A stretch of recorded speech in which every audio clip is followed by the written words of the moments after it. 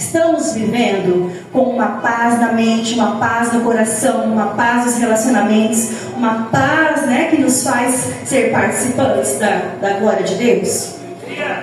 Essa palavra de Romanos, ela nos desafia muito a nós olharmos para Jesus, encarar de frente os nossos problemas, olhar para frente também, né? Olhar para, você vai passar por uma tribulação, ninguém quer passar por tribulação, mas aí Paulo fala assim, ó, se gloria nisso, se alegra em passar por tribulação, porque essa tribulação vai produzir para você uma experiência, vai produzir perseverança, vai produzir para você paciência. Olha o processo que está acontecendo aqui, né? É uma palavra processual, uma palavra que nós vamos assim, ó, em ordem.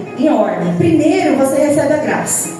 Depois que você recebe a graça, né, você vai ser capaz de passar por tribulação, olhar para a tribulação e ela te produzir perseverança. E essa perseverança te produzir paciência. E essa paciência produzir então a experiência. E a experiência produzir novamente a esperança da glória sobre nós.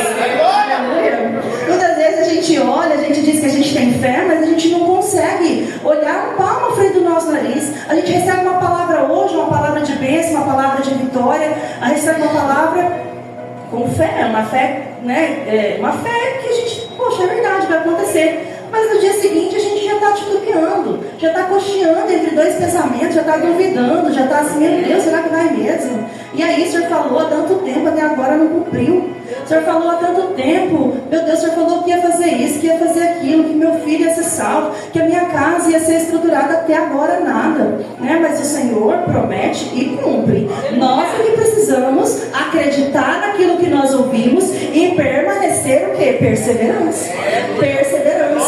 Né? Muitas vezes a gente fala então que tem fé, mas as nossas atitudes revelam o contrário. Elas refletem uma vida de desobediência, refletem uma vida de distanciamento.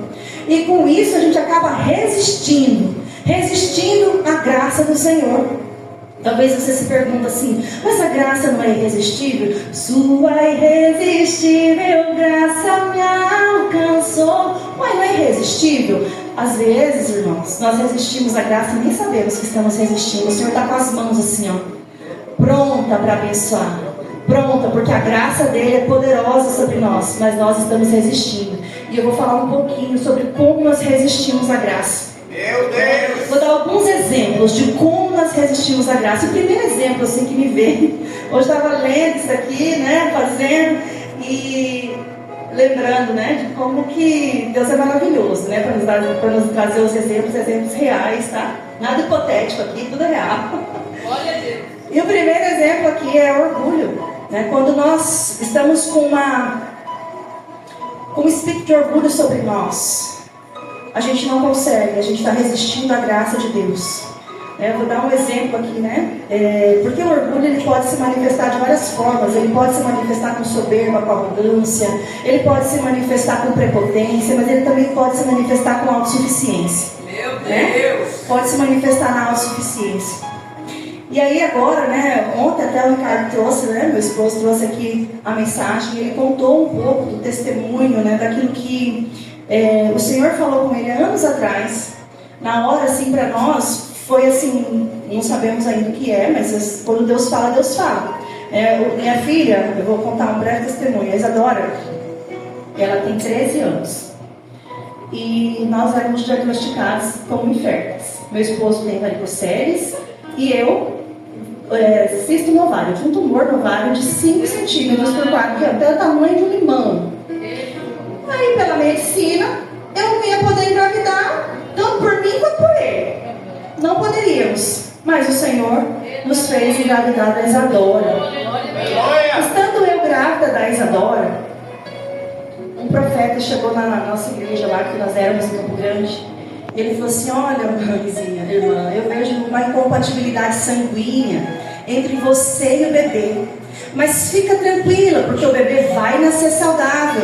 Ela vai nascer bem. Ele nem sabia que era menina ainda. Eu não sabia que era menina. Ela vai nascer bem. Ela vai nascer saudável. E ela vai ser uma adoradora do meu nome, do nome do Senhor. E ele começou a profetizar sobre ela. Eu recebi aquela palavra, eu não duvidei. Mas quando eu estava a caminho de casa, olhei para ele e falei assim, meu amor, eu sou a negativa.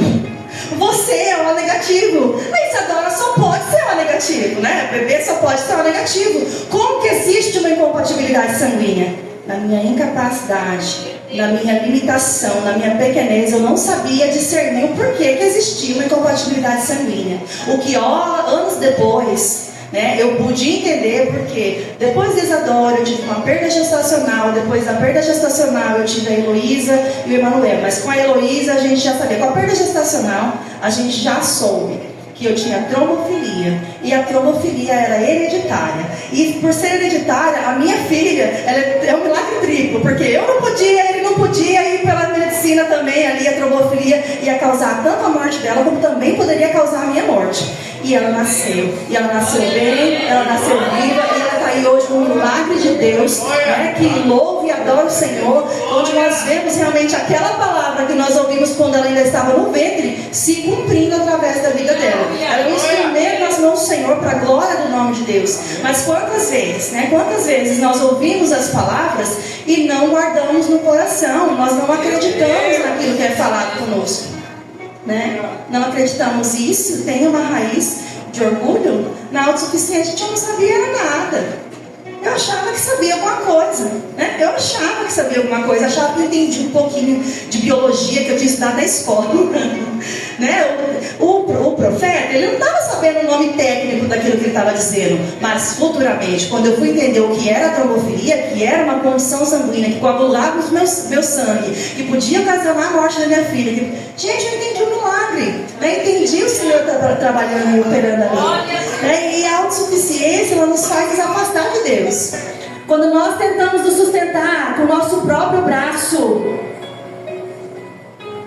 nós estamos desobedecendo ao Senhor através do orgulho. A força do nosso braço não é capaz. Não é capaz. Aleluia. Glória a Deus.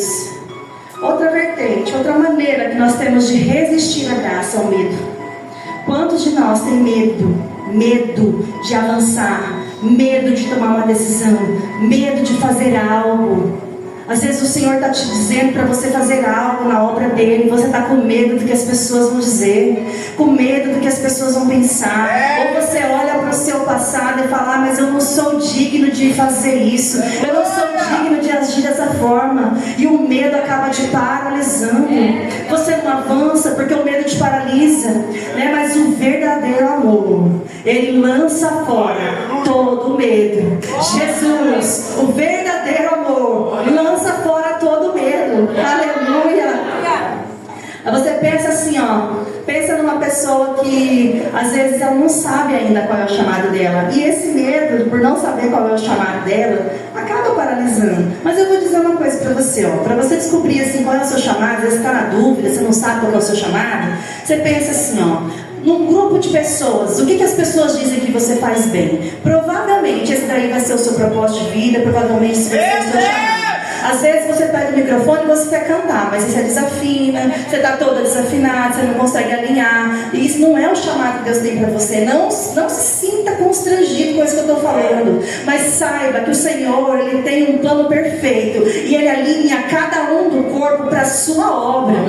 Se você não está conseguindo cantar, mas você tem um chamado para às vezes fazer uma comida deliciosa que vai abençoar a cantina da igreja, faça comida deliciosa.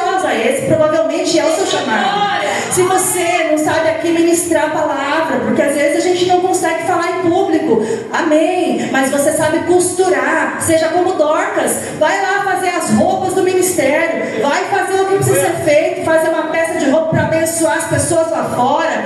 Esse provavelmente vai ser o seu chamado. Nem todo mundo foi chamado para ser do altar, mas todos nós temos um chamado para servir o corpo e o ministério de Cristo.